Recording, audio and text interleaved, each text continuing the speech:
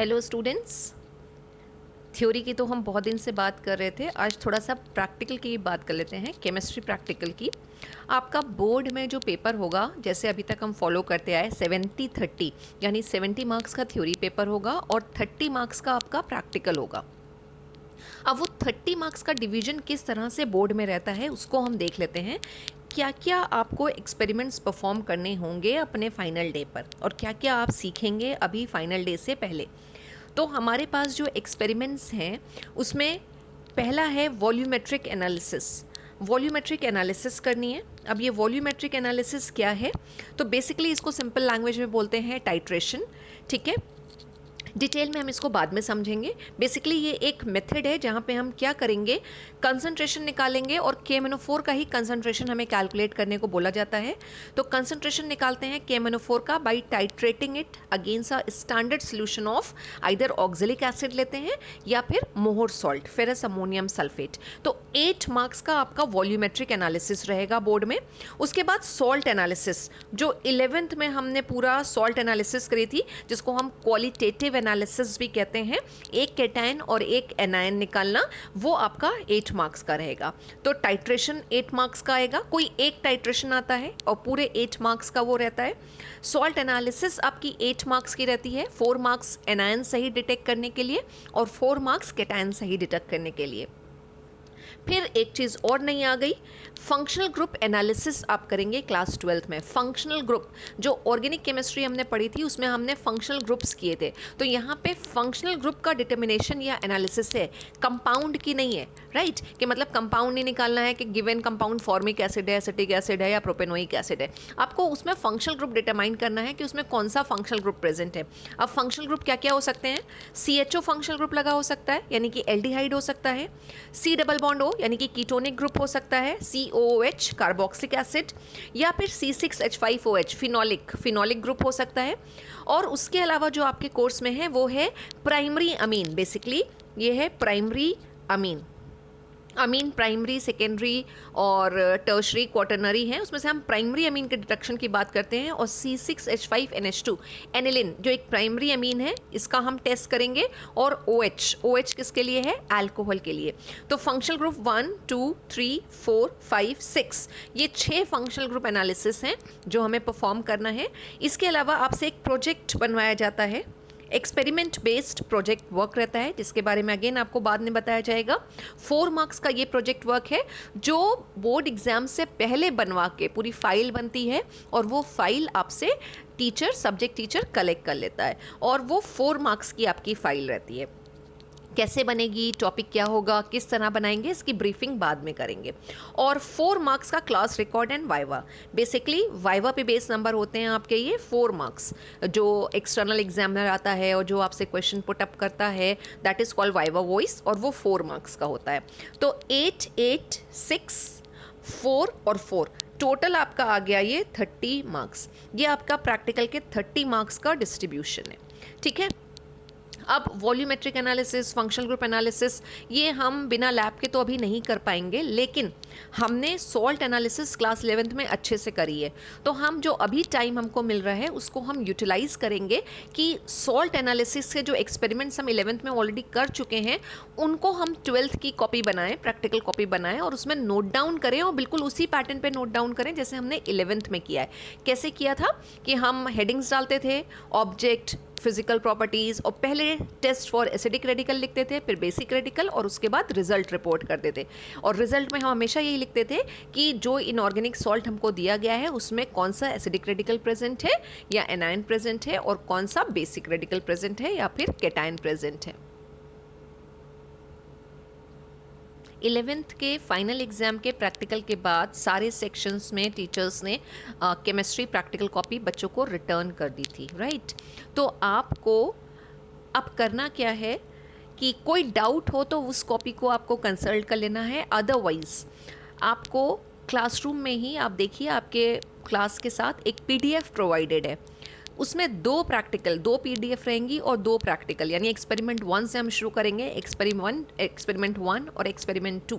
ये 2 प्रैक्टिकल हमें अपनी कॉपी में रिपोर्ट करना है। जिस दिन क्लास है आपसे कहा जा रहा है 2 प्रैक्टिकल्स दिए होंगे, आपको सिंपली उनको अपनी कॉपी में कॉपी कर लेना है, एक कॉपी बनानी है जैसे आपने 11th क्लास में बनाई थी। सिमेट्री मेंटेन करने के लिए हर बच्चों से क्लासमेट की कॉपी बनवाई गई थी। ये क्लासमेट का रिकमेंडेशन नहीं है, बस इसलिए कि क्वालिटी पेजेस की अच्छी होती है। पेजेस कॉपी काफ़ी थिक होती है, नंबर ऑफ पेजेस उसमें काफ़ी ज़्यादा होते हैं और हमें काफ़ी सारी चीज़ें लिखनी है। अभी आप देख सकते हैं कि हम सॉल्ट एनालिसिस भी करनी है, वॉल्यूमेट्रिक भी, फंक्शनल ग्रुप, तो सब हम उसी सेम कॉपी में करेंगे, 2 कॉपीज़ नहीं बनवाई जाती हैं। तो सिंगल कॉपी बनाने के लिए, गुड क्वालिटी पेजेस लेने के लिए और सिमेट्री मेंटेन करने के लिए सबसे सही लगता है कि क्लासमेट की कॉपी है तो आप वो ले लीजिएगा। और ध्यान दे लीजिएगा कि गलती से आपको फिजिक्स या बायो की कॉपी ना मिल जाए, केमिस्ट्री प्रैक्टिकल की ही कॉपी हो, यानी स्टार्टिंग में केमिस्ट्री प्रैक्टिकल का कंटेंट दे रखा हो। 11th में आपने जितने भी प्रैक्टिकल्स किए हों सॉल्ट एनालिसिस में, डिपेंडिंग ऑन किस सेक्शन में कितने पीरियड मिल रहे हैं, 13, 14, 15 ऐसे एक्सपेरिमेंट्स रहते हैं। लेकिन अभी जो हम कॉपी में नोट डाउन करेंगे वो हम सिर्फ 10 एक्सपेरिमेंट नोट डाउन करेंगे, ठीक है। और 10 एक्सपेरिमेंट भी किस तरह से हम लेंगे कि हम कलर्ड सॉल्ट्स को अवॉइड करेंगे, और जब कलर्ड सॉल्ट्स को अवॉइड करेंगे तो ऑटोमेटिकली हमारे नंबर ऑफ एक्सपेरिमेंट्स जो हैं वो रिड्यूस हो जाएंगे। और हर ग्रुप से जैसे आपने सॉल्ट एनालिसिस परफॉर्म किया था तो जब हम बेसिक रेडिकल की बात करते थे तो 0 ग्रुप से शुरू होता था, फिर 0 उसके बाद 1 से लेके ग्रुप 6 तक जिसमें मैग्नीशियम आता है, राइट। वो सारे ग्रुप्स किए थे। तो हम कोशिश करेंगे कि हर ग्रुप से एक रेडिकल को हमें पिक करना है और कॉपी में नोट डाउन करना है। लेकिन फाइनल एग्जाम में ऑब्वियसली फिर से कलर्ड सॉल्ट्स आपको नहीं दिए जाएंगे, लेकिन अगर कुछ एनायन या कुछ कैटायन ऐसे हैं, ठीक है, तो जो आपके 12th की कॉपी में नहीं आए हैं लेकिन 11th में लिखे हुए हैं, तो वो भी एक्सपेरिमेंट्स आपको लर्न करने होंगे। तो आई होप आपको अपना प्रैक्टिकल का सिलेबस क्लियर हो गया होगा कि 30 मार्क्स का आपका प्रैक्टिकल होगा और 30 मार्क्स का डिवीजन किस तरह से होगा। 8 मार्क्स का टाइट्रेशन, 8 मार्क्स की सॉल्ट एनालिसिस और 6 मार्क्स का हो जाएगा फंक्शनल ग्रुप एनालिसिस। ये हो जाएंगे 22 मार्क्स और जो 8 नंबर बचेंगे उसमें से 4 है प्रोजेक्ट वर्क और 4 होंगे आपके वाइवा के। तो दिस विल मेक 30 और 70 मार्क्स का आपका पूरा थ्योरी पेपर होगा।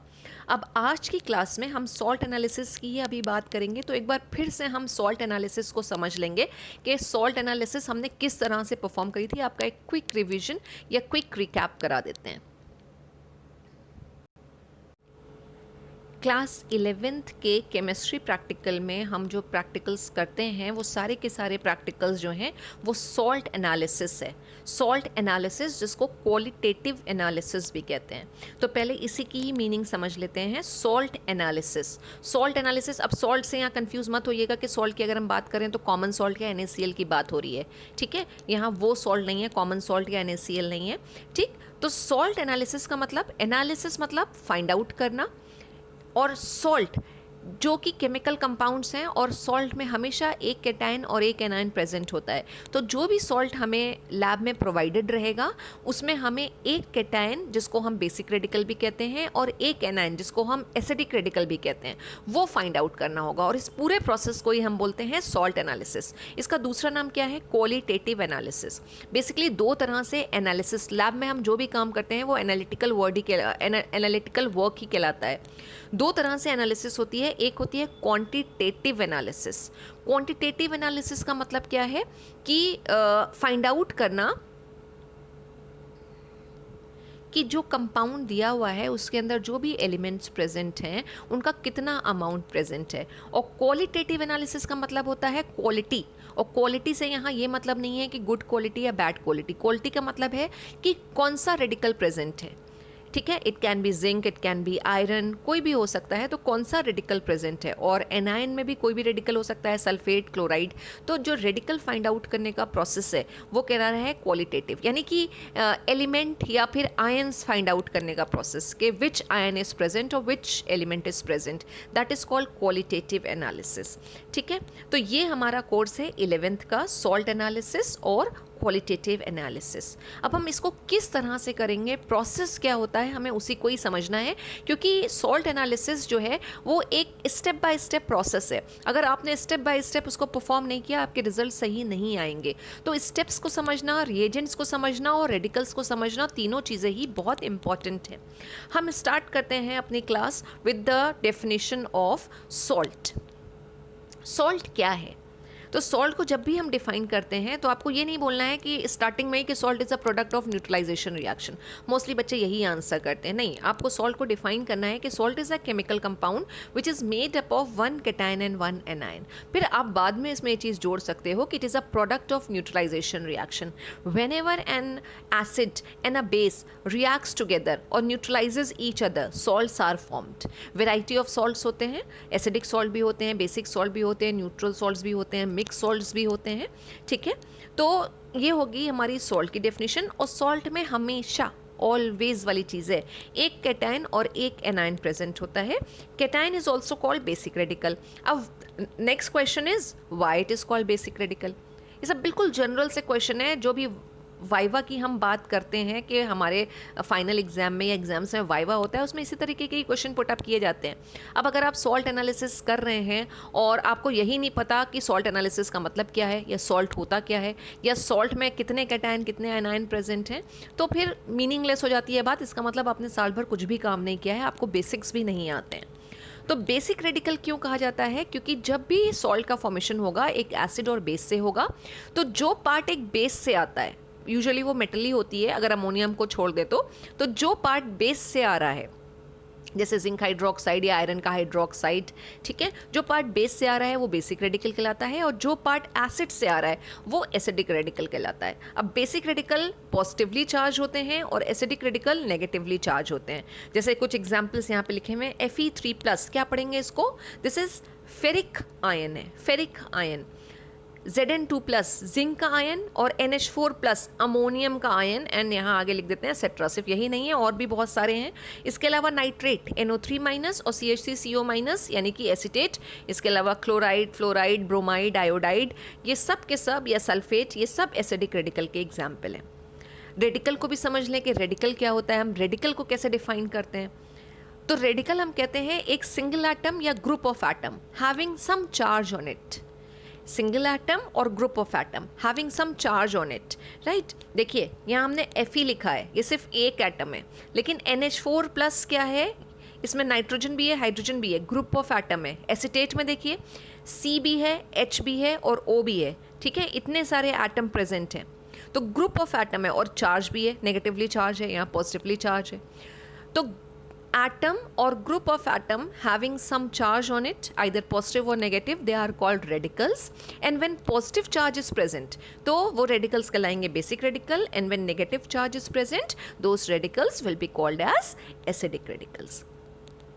कैसे बनते हैं सॉल्ट? एक सिंपल से यहाँ न्यूट्रलाइजेशन रिएक्शन लिखी हुई है कि जिंक हाइड्रोक्साइड ले लिया, उसकी H2SO4 के साथ रिएक्शन कराते हैं, डाइल्यूट ही एसिड्स यूज करते हैं, what we will get zinc sulphate और वाटर मॉलिक्यूल आ जाएगा। न्यूट्रलाइजेशन रिएक्शन का परफेक्ट एग्जांपल है, जिंक सल्फेट बन रहा है, इसमें जो जिंक होगा Zn2+, वो कहलाएगा हमारा बेसिक रेडिकल, और जो सल्फेट है वो कहलाएगा एसिडिक रेडिकल या एनायन। क्यों? क्योंकि सल्फेट कम्स फ्रॉम एसिड, तो ये हो गया हमारा एसिडिक रेडिकल, और Zn2+ comes from zinc hydroxide या base, therefore Zn2+ is known as basic radical, ठीक है। अब सॉल्ट्स की जब हम फिजिकल प्रॉपर्टीज नोट करते हैं एक्सपेरिमेंट लिखने में, तो हम 4 फिजिकल प्रॉपर्टीज की बात करते हैं। एक स्टेट होती है, स्टेट सॉलिड होगी। सॉल्ट यूजुअली सारे के सारे आयनिक कंपाउंड्स होते हैं, और आयनिक कंपाउंड्स आपको पता है सॉलिड होते हैं। अब सॉलिड के साथ साथ वो या तो क्रिस्टलाइन हो सकते हैं या अमॉर्फस हो सकते हैं। ये 2 वर्ड लिखे हुए हैं। Crystalline having a perfect geometry, amorphous powdery form, there is no shape, there is no geometry, there is no perfect arrangement of cation and anion, तो वो कहलाते हैं amorphous। तो जब भी हम सॉल्ट की फिजिकल प्रॉपर्टीज रिपोर्ट करते हैं तो हम सॉलिड के साथ साथ ब्रैकेट में ये भी लिखते हैं कि वो क्रिस्टलाइन होगा या फिर amorphous है। वो आप को जब सॉल्ट प्रोवाइडेड होगा तो आप ही उसको देखेंगे और आप ही उसको नोट डाउन करेंगे, and in case of any problem teacher से बच्चा कंसल्ट कर लेता है। अब कौन कौन से कैटायन और एनायन हमारे कोर्स में हैं, उनकी लिस्टिंग हम देख लेते हैं। NH4+ पढ़ते जाते हैं, अमोनियम कहलाता है। Pb2+ लेड का आयन है। Cu2+ कॉपर का आयन है, कौन सा है? क्यूप्रिक आयन है। AS3+ arsenic. Al3+ एल्युमिनियम का आयन है। Fe3+ फेरिक आयन कहलाता है। Ni2+ ये निकल का आयन है। जिंक, देन कोबाल्ट CO है, CO2 plus cobalt, then calcium है, स्ट्रोंशियम है, बेरियम है और मैग्नीशियम है। इतने कैटायंस हमारे कोर्स में हैं जो हमको सारे के सारे परफॉर्म करना है। और एक टर्न पे एक ही हम लोगों ने एक्सपेरिमेंट किया जाता है कि किस तरह से हम एक कैटायन और एक एनायन निकालें, क्योंकि इतना ही टाइम हमारे टाइम टेबल के हिसाब से हमें रहता है कि हम एक ही सॉल्ट की एनालिसिस कर सकते हैं। एनायन, कई सारे एनायंस हैं जिसमें से पहला CO3 carbonate, S2 sulphide ion कहलाता है, IDE से टर्मिनेट होगा। Nitrite ion, sulphite ion, sulphate ion, nitrate, chloride, bromide, iodide, PO4 3 phosphate है, C2O4 2 दिस इज ऑक्सिलेट, जिसका स्ट्रक्चर ऐसे भी बना सकते हैं, एक नेगेटिव चार्ज यहाँ और एक नेगेटिव चार्ज यहाँ, तो 2 कार्बन है, 4 ऑक्सीजन है, C2O4, ओवरऑल चार्ज होता है 2 इसका जो एसिड बनता है वो होता है ऑक्सिलिक एसिड, जिसका फॉर्मूला हो जाता है H2C2O4, और ये है acetate which comes from acetic acid से आता है। तो these are the anions which are there in your course. ठीक है, सॉल्ट समझ लिया हमने, रेडिकल की बात हमने कर ली, रेडिकल के टाइप्स हमने डिस्कस कर लिए, और हमने ये भी देख लिया कि कौन कौन से रेडिकल्स हैं जो हमें करना है। अब हम किस तरह से ये सॉल्ट एनालिसिस परफॉर्म करते हैं लैब में, तो हमने कहा था कि सॉल्ट एनालिसिस जो है वो एक स्टेप बाय स्टेप प्रोसेस है, यानी हम जो अपना पूरा एक्सपेरिमेंट करेंगे वो एक प्रॉपर चैनल से करेंगे, और सबसे पहले हम एसिडिक रेडिकल फाइंड आउट करते हैं। उसका कुछ रीज़न है जो हम बाद में डिस्कस करेंगे। तो पहले हम एसिडिक रेडिकल फाइंड आउट करते हैं और फिर बेसिक रेडिकल फाइंड आउट करते हैं। ठीक है, एसिडिक रेडिकल को जब हमें परफॉर्म करना होता है तो इसमें भी हमने एसिडिक रेडिकल को कैटेगरी वाइज डिटरमाइन करना है। जितने भी एसिडिक रेडिकल हैं वो ग्रुप्स में डिवाइडेड हैं, ऐसे ही जो बेसिक रेडिकल्स हैं वो भी ग्रुप में डिवाइडेड हैं, और with the help of group reagent हम फिर रेडिकल्स को फाइंड आउट करते हैं। ठीक है, फिर से समझिए कि जो एसिडिक रेडिकल हैं, सारे एसिडिक रेडिकल्स जो हैं हम कुछ पर्टिकुलर रिएजेंट की हेल्प से फाइंड आउट करेंगे, और 1 बाय 1 हम उन रिएजेंट को यूज़ करेंगे। तो सबसे पहले हम ग्रुप 1 के रिएजेंट को यूज़ करते हैं, और अगर ग्रुप 1 के रिएजेंट को यूज़ करने के बाद हमें कुछ रिजल्ट, कुछ हम ऑब्जर्व करेंगे, तो वो ऑब्जर्वेशन से हमारे कौन कौन से रेडिकल की पॉसिबिलिटी है कि वो रेडिकल प्रेजेंट हो सकते हैं, तो वो ये रेडिकल की पूरी लिस्टिंग करी हुई है कि ये रेडिकल्स हो सकते हैं। इसी तरह से ग्रुप 2 में ये रेडिकल्स आते हैं और ग्रुप 3 में ये रेडिकल्स हैं जो यहाँ पे लिस्टिंग करी हुई है। यानी एसिडिक रेडिकल्स को, सारे एसिडिक रेडिकल को 3 ग्रुप में डिवाइड किया हुआ है। अब हम किस तरह परफॉर्म करते हैं, हम थोड़ा सा सॉल्ट टेस्ट ट्यूब में लेते हैं और उसके अंदर सबसे पहले हम ग्रुप 1 का रिएजेंट डालेंगे। ग्रुप 1 का जो रिएजेंट है वो है, reagent is dilute H2SO4, dilute H2SO4 डालते हैं। ठीक है, और अगर ज़रूरत पड़ती है तो उसे थोड़ा हीट भी करते हैं। अब डाइल्यूट H2SO4 डालने से अगर कोई कलरलेस गैस आई, कुछ ओडर आई, ठीक है, नाइट्राइट के केस में ब्राउन गैस भी आती है, अदरवाइज इन सारे रेडिकल के केस में कलरलेस गैस ही ऑब्जर्व होती है। तो अगर कुछ गैस वहाँ पे प्रोड्यूस हो रही है, कुछ ऑब्जर्वेशन आ रहा है, कुछ ऑब्जर्व हम वहाँ पे कर रहे हैं, तो पॉसिबिलिटीज़ है other sulphide, sulphite, carbonate, acetate या फिर नाइट्राइट, इन रेडिकल में से कोई रेडिकल प्रेजेंट हो सकता है। ठीक है, अगर कुछ भी हमने ऑब्जर्व नहीं किया, यानी कोई भी गैस प्रोड्यूस नहीं हुई, किसी भी तरह की कोई स्मेल नहीं आई, तो हम क्या करते हैं, वो टेस्ट ट्यूब में जो भी मटेरियल होगा उसको सिंक में डिस्कार्ड कर देते हैं, सिंक में थ्रो कर देंगे, और फिर से एक ड्राई टेस्ट ट्यूब लेके उसके अंदर थोड़ा सा सॉल्ट और ग्रुप 2 का रिएजेंट डालते हैं। ग्रुप 2 का रिएजेंट है concentrated H2SO4, concentrated H2SO4, concentrated acid है, केयरफुली इसको हम हैंडल करते हैं, और कुछ ड्रॉप्स कॉन्सनट्रेटेड H2SO4 के डालेंगे। और अब ग्रुप 2 के साथ मोस्टली कलर्ड गैसेस देने वाले रेडिकल्स प्रेजेंट होते हैं, जैसे कि क्लोराइड, ब्रोमाइड, आयोडाइड, ऑक्सिलेट या फिर नाइट्रेट। ठीक है, इतने सारे रेडिकल्स हैं, लेकिन मोस्टली हम जो लैब में करते हैं वो क्लोराइड करते हैं और नाइट्रेट करते हैं। क्लोराइड के केस में येलोइश ग्रीन गैस आती है और नाइट्रेट के केस में ब्राउन गैस इवॉल्व होती है। तो ग्रुप 2 के रेडिकल्स जो हैं वो कलर्ड गैसेस प्रोड्यूस करते हैं, लेकिन इनकी जो गैसेस प्रोड्यूस होती हैं बहुत ही सफोकेटिंग या सफोकेशन प्रोड्यूस करती हैं ये, तो बड़ा केयरफुली इनको करना पड़ता है। ठीक है, कि उन्हें इनहेल ना करें, उससे थोड़ा दूर रहें, और ये सारे काम लैब में बहुत ही केयरफुली भी किए जाते हैं क्योंकि वी आर यूजिंग केमिकल्स और वो केमिकल्स डाइल्यूट भी हैं, कॉन्सेंट्रेटेड भी हैं। तो थोड़ा सा भी केयरलेसनेस से हम अपना हाथ वाथ या एपरेटस टूटेंगे या फिर हाथ को हम बर्न कर सकते हैं। तो we have to be very careful while performing the experiments in chemistry lab specially. ठीक है, फिर सपोज ना तो कलरलेस गैस आई ना कलर्ड गैस आई, मतलब ग्रुप 1 या ग्रुप 2 में से कोई भी रेडिकल नहीं था, तो अगेन हम क्या करेंगे, वो डिस्कार्ड करके एक नई टेस्ट ट्यूब लेके, ड्राई टेस्ट ट्यूब लेके हम ग्रुप 3 के रेडिकल्स के लिए एक्सपेरिमेंट्स करना शुरू करते हैं। इसमें ग्रुप 3 में कोई भी स्पेसिफिक रिएजेंट नहीं है, नो स्पेसिफिक रिएजेंट, कोई स्पेसिफिक रिएजेंट नहीं है ग्रुप 3 के लिए। हर रेडिकल का टेस्ट अलग अलग है और इसमें भी जो हम करते हैं, पहले तो लिस्टिंग देख लीजिए। बोरेट आता है, BO3 3- होता है, जैसे बोरिक एसिड का फॉर्मेशन होता है। सल्फेट है, फॉस्फेट है, फ्लोराइड है, लेकिन हम 2 ही टेस्ट करते हैं या 2 ही एसिडिक रेडिकल के लिए टेस्ट करते हैं, सल्फेट और फॉस्फेट। ठीक है, फॉस्फेट, बोरेट, ये सब इंटरफेयरिंग रेडिकल्स भी कहलाते हैं। इंटरफेयरिंग रेडिकल क्या होते हैं? इंटरफेयरिंग रेडिकल्स, इंटरफेयरिंग रेडिकल्स वो रेडिकल्स होते हैं जो ग्रुप 3 या ग्रुप 2 ऑनवर्ड्स बोलें तो ग्रुप 3 और ग्रुप 5 के जो रेडिकल्स होते हैं उनके साथ वो कॉम्प्लेक्स का फॉर्मेशन करते हैं और साथ ही साथ उन ग्रुप के बेसिक रेडिकल का प्रेसिपिटेट भी नहीं बनने देते बहुत अच्छे से।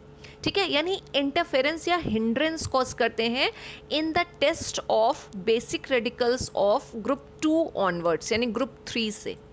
ठीक है, तो उन रेडिकल्स को हम बोलते हैं इंटरफेयरिंग रेडिकल, जिसमें बोरेट भी आता है, फॉस्फेट भी आता है, टार्ट्रेट भी आता है, कई सारे इंटरफेयरिंग रेडिकल्स हैं।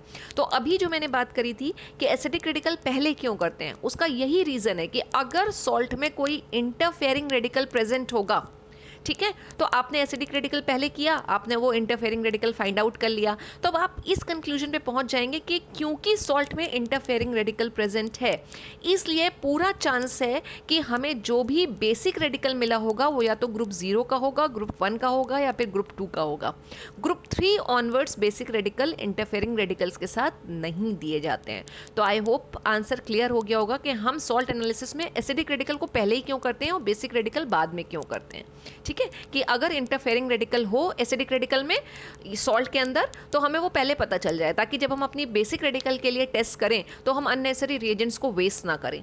हम ग्रुप 3 ऑनवर्ड्स हम करेंगे ही नहीं बेसिक रेडिकल के लिए परफॉर्म अगर उसमें इंटरफेयरिंग रेडिकल होगा।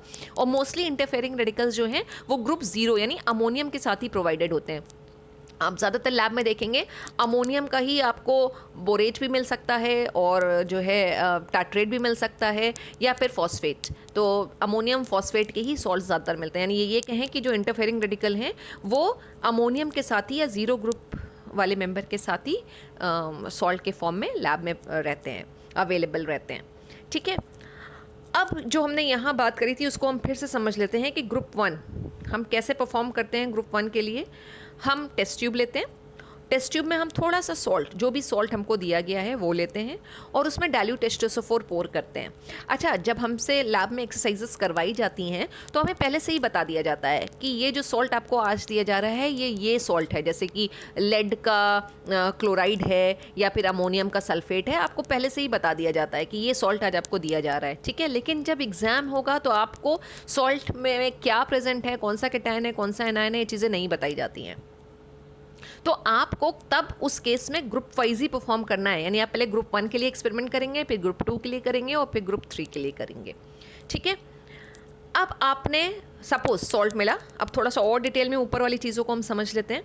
आपको सॉल्ट मिला, आपको एसिडिक रेडिकल फाइंड आउट करना है, तो आप सबसे पहले ग्रुप 1 के जो रेडिकल्स हैं उनके लिए टेस्ट करेंगे और ग्रुप 1 का रिएजेंट यूज़ करेंगे डाइल्यूट H2SO4।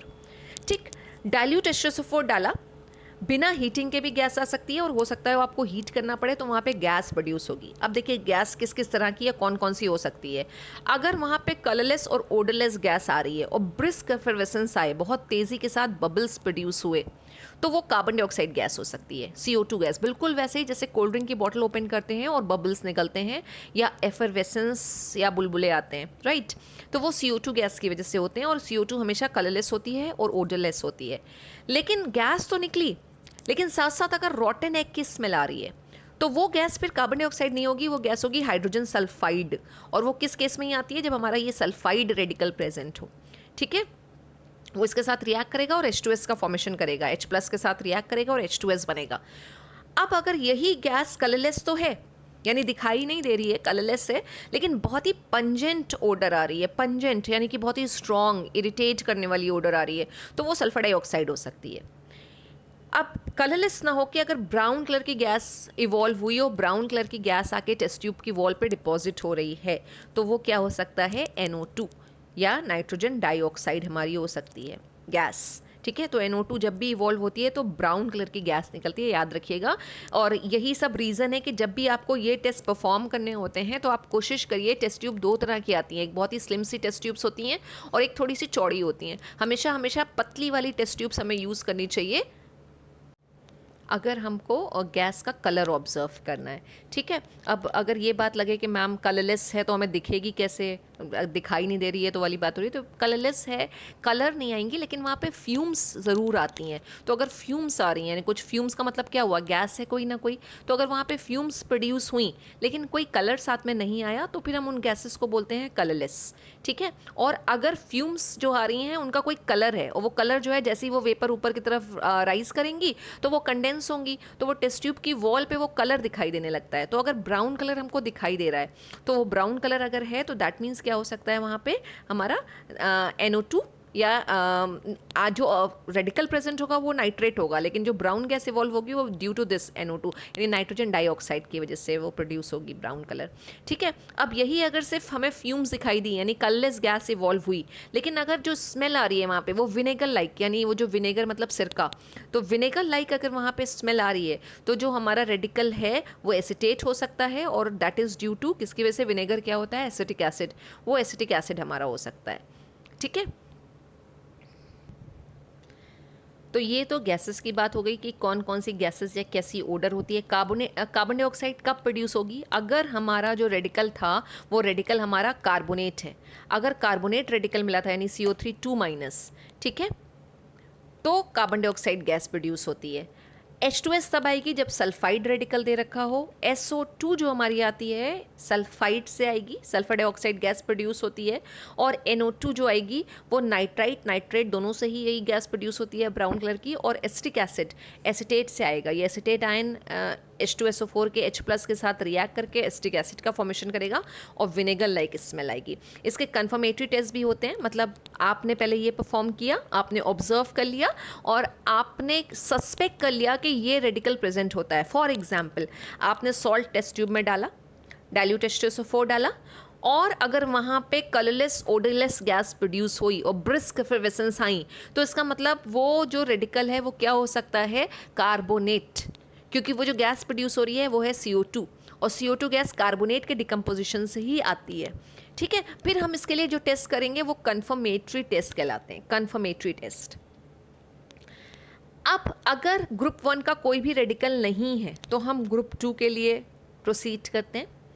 ग्रुप 2 में कौन कौन से रेडिकल्स आते हैं हमने उसकी बात कर ली कि ग्रुप 2 में हमारे पास chloride, bromide, iodide, oxalate, again oxalate एक इंटरफेयरिंग रेडिकल है, और नाइट्रेट, लेकिन करते हम दो ही हैं, क्लोराइड और नाइट्रेट। ठीक है, लेकिन समझ सारे लेते हैं हम कि अगर ऑक्जिलेट हमें प्रोवाइडेड है तो वहाँ पे या तो कार्बन डाइऑक्साइड गैस निकलेगी या कार्बन मोनोऑक्साइड निकलेगी, और दोनों ही गैसेस जो होती हैं वो कलरलेस होती हैं। और कौन सा रिएजेंट डालेंगे हम ग्रुप 2 के लिए, हम डालते हैं कॉन्सेंट्रेटेड सल्फ्यूरिक एसिड, और इस केस में भी गैस ही आ रही है। अब वो गैस अगर ग्रीनिश येलोइश कलर की गैस है, ग्रीनिश येलोइश, ठीक है, तो वो क्लोरीन गैस होगी, क्योंकि क्लोरीन गैस जो होती है वो ग्रीनिश येलोइश कलर की ही होती है। और रेडिकल कौन सा हो सकता है, क्लोराइड रेडिकल हो सकता है। इसी तरह से ब्रोमाइड, आयोडाइड भी हैं जो हमें नहीं करने हैं, और नाइट्रेट, अगर नाइट्रेट हमें एनायन दे रखा है तो फिर NO2 गैस प्रोड्यूस होती है। और बड़ा अच्छा सा टेस्ट हम इसके लिए करते हैं जो कहलाता है ब्राउन रिंग टेस्ट, कि हम ब्राउन रिंग का फॉर्मेशन करते हैं। कैसे, वो हम बाद में टेस्ट में समझेंगे कि किस तरह से आता है। तो ये एसिडिक रेडिकल की पूरी समरी थी। अभी ग्रुप 3 रह गया है। ग्रुप 3 में हमने कहा कि कोई भी स्पेसिफिक रिएजेंट नहीं होता है, डायरेक्ट टेस्ट करते हैं, और दो ही टेस्ट हमें इसमें भी करने हैं, एक सल्फेट का और एक फॉस्फेट का। तो ये तो हो गई एसिडिक रेडिकल की बात। और समरी के फॉर्म में अगर एसिडिक रेडिकल की बात करें तो acidic radicals are divided into 3 groups. अलग अलग रेडिकल हैं और हर ग्रुप का रिएजेंट अलग अलग है। फर्स्ट ग्रुप का डाइल्यूट H2SO4, सेकेंड ग्रुप का concentrated H2SO4 and there is no specific reagent for group 3 radicals या एसिडिक रेडिकल्स, राइट। और जब भी परफॉर्म करना है तो हमें स्टेप बाय स्टेप ही चलना है, यानी पहले ग्रुप 1 के लिए हम प्रोसीड करेंगे और ग्रुप 1 का कोई भी रेडिकल अगर नहीं मिला हमको, यानी इतने ऑब्जर्वेशंस में से कोई भी ऑब्जर्वेशन अगर नहीं आया, तो हम ग्रुप 2 की बात करते हैं और फिर हम ग्रुप 3 की बात करते हैं, ठीक है। बेसिक रेडिकल्स की बाद में हम डिटेल में बात करेंगे। कॉपी में हम किस तरह से रिपोर्ट करते हैं, जब हमें एक्सपेरिमेंट रिपोर्ट करना होता है तो सबसे पहले आता है हमारा एक्सपेरिमेंट नंबर, ठीक है। एक्सपेरिमेंट नंबर हम डालते हैं और एक्सपेरिमेंट 1 2 3 4 ऐसे चलेंगे हमारे। उसके बाद साइड हेडिंग हमारी आती है ऑब्जेक्ट, और ऑब्जेक्ट रहता है to analyse one acidic radical and one basic radical in the given inorganic salt, ठीक है। तो ऑब्जेक्ट हो जाएगा टू एनालाइज, हम यही कर रहे हैं, हम एनालाइज कर रहे हैं। और क्या एनालाइज कर रहे हैं हम? वन एसिडिक, और एसिडिक पहले कर रहे हैं इसलिए पहले लिखा भी है, and one basic radical in the given inorganic salt, ठीक है। और उसके बाद समझिएगा जो सेकेंड प्रॉपर्टी हमारी आती है उसके लिए या तो हम हेडिंग डालते हैं जनरल कैरेक्टरिस्टिक्स और या फिर फिजिकल प्रॉपर्टीज़। कोई एपरेटस यूज़ की बात नहीं होती है, सीधे हम सॉल्ट की फिजिकल प्रॉपर्टीज़ रिपोर्ट करते हैं। और फिजिकल प्रॉपर्टीज़ में भी 4 होती हैं, जो हमने अभी एक बात करी थी कि स्टेट, और यही ऑर्डर रहेगा आपको जो PDF प्रोवाइडेड है उसमें भी इसी ऑर्डर में ही लिखा होगा, स्टेट, कलर, ऑर्डर और सॉलिबिलिटी। हम इन 4 फिजिकल प्रॉपर्टीज़ की बात करते हैं, मेल्टिंग पॉइंट, बॉइलिंग पॉइंट वगैरह की बात नहीं होती है। स्टेट, जितने भी आप सॉल्ट्स करेंगे सब सॉलिड होंगे। अब या तो ये सॉलिड हो या तो ये क्रिस्टलाइन हो सकते हैं या अमॉर्फस। तो अगर क्रिस्टलाइन है तो आपको ब्रैकेट में लिखना है क्रिस्टलाइन, और अमॉर्फस है तो अमॉर्फस, ठीक है। कलर, ठीक है। अब सॉल्ट में जब हम कलर की बात करते हैं तो जैसे कॉपर का सॉल्ट ब्लू कलर का है, ठीक है। आयरन का सॉल्ट आपको मिलता है तो वो थोड़ा ग्रीन कलर का रहता है। तो जो भी सॉल्ट का कलर है वो आपको यहाँ पे लिखना है। तो सॉल्ट को ये समझ लीजिए 2 होते हैं, या तो कलर्ड लिखते हैं या कलरलेस लिखते हैं। अगर वाइट आपको मिल रहा है तो उसको हम कलरलेस रिपोर्ट करते हैं, कलरलेस। वाइट नहीं लिखेंगे, हम लिखते हैं कलरलेस। ओडर, सॉल्ट को आप स्मेल करके देखिए कैसी इसमें से स्मेल आ रही है। जैसे सपोज अगर एसिटेट का आपको सॉल्ट मिला हुआ है तो उसमें से विनेगर लाइक महक आएगी, और अगर अमोनियम रेडिकल मिला हुआ है तो उसमें से पंजेंट ओडर आएगी या अमोनिया लाइक स्मेल आएगी। तो जो भी ओडर है वो आपको यहाँ पे रिपोर्ट करना है। फिर सॉलिबिलिटी हम उसकी टैप वाटर में या कोल्ड वाटर या प्लेन वाटर में चेक करते हैं, यानी रूम टेम्परेचर पे जो पानी है हम उसकी बात कर रहे हैं, और फिर हॉट वाटर में भी चेक करते हैं। तो solubility, most of the salt you will find कि वो सॉलेबल होते हैं कोल्ड वाटर में, टैप वाटर में वो सॉलेबल होते हैं, कुछ सॉल्ट्स को छोड़ के। जैसे लेड का जब सॉल्ट की बात करेंगे तो वो स्पैरिंगली सॉलेबल होता है। तो सॉलिबिलिटी अगर वाटर में है, जैसे अमोनियम का सॉल्ट मिला सॉलेबल है, तो हम लिखते हैं सॉलेबल या सॉलिबिलिटी इन वाटर, सॉलेबल लिख लेते हैं, सॉलेबल इन H2O, ठीक है।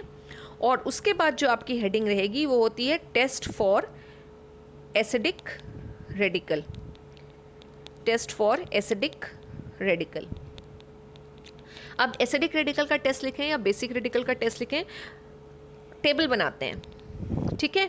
और टेबल की कुछ हेडिंग्स होती हैं। पहला तो हो जाएगा CL नंबर, उसके बाद हेडिंग आती है एक्सपेरिमेंट, जिसको थोड़ा सा हम ब्रॉड बनाने की कोशिश करते हैं। उसके बाद ऑब्जर्वेशन, ठीक है। और उसके बाद लास्ट में होता है इन्फेरेंस। अब इसका मतलब समझ लीजिए क्या है, experiment, whatever we are doing वो एक्सपेरिमेंट में आ जाता है। कि आपने सॉल्ट लिया, उसमें डाइल्यूट HCl डाला, H2SO4 डाला, वॉट एवर जो भी आप ऐड कर रहे हो वो आपका एक्सपेरिमेंट है।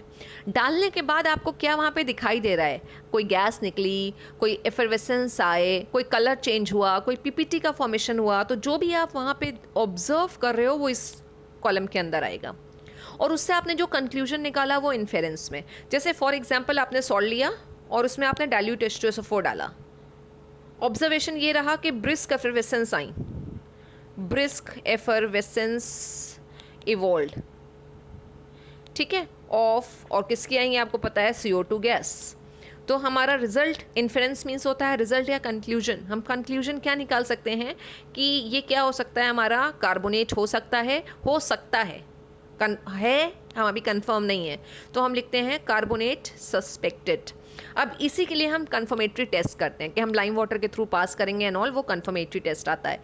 कभी कभी एक ही स्टेप में या कि एक ही सीएल नंबर में हमारा काम हो जाता है, कंफर्मेटरी टेस्ट और सस्पेक्टरी टेस्ट सेम रहते हैं, और कभी 2 स्टेप में हमें लिखना पड़ता है कि हमने इसके बाद कंफर्मेटरी टेस्ट भी लिखा, जो कार्बोनेट के केस में कंफर्मेटरी टेस्ट आता है। तो ये पूरा फॉर्मेट रहता है एक्सपेरिमेंट लिखने का, और जो पीडीएफ है वो पीडीएफ में इसी फॉर्मेट में एसिडिक रेडिकल और बेसिक रेडिकल लिखा हुआ है, और लास्ट में हम रिजल्ट रिपोर्ट करते हैं। और रिजल्ट की लैंग्वेज हमेशा आपको पूरी लिखनी है कि the given inorganic salt contains acidic radical पहले और बेसिक रेडिकल बाद में। सॉल्ट कभी नहीं लिखते कि the given organic salt is zinc sulphate, सीधे आपने बता दिया, नहीं, इस तरह से कभी रिजल्ट नहीं लिखेंगे। अगर आप लिखेंगे तो बोर्ड में नंबर डिडक्ट हो जाते हैं, ठीक है। क्यों डिडक्ट हो जाते हैं, अब आपको लगेगा इसलिए डिडक्ट हो जाते हैं क्योंकि आपने ऑब्जेक्ट क्या डाला है कि आप एनालाइज कर रहे हैं एक एसिडिक और एक बेसिक रेडिकल। सॉल्ट नहीं आप पूरा एनालाइज कर रहे हैं, ठीक है, सॉल्ट के अंदर के रेडिकल आप एनालाइज कर रहे हैं। तो जो आपको रिजल्ट लिखना है वो भी आपको एसिडिक और बेसिक रेडिकल के टर्म में ही रिपोर्ट करना होता है। तो आई होप इतनी बात आपको क्लियर हो गई होगी। नेक्स्ट क्लास में हम लोग बेसिक रेडिकल की बात करेंगे।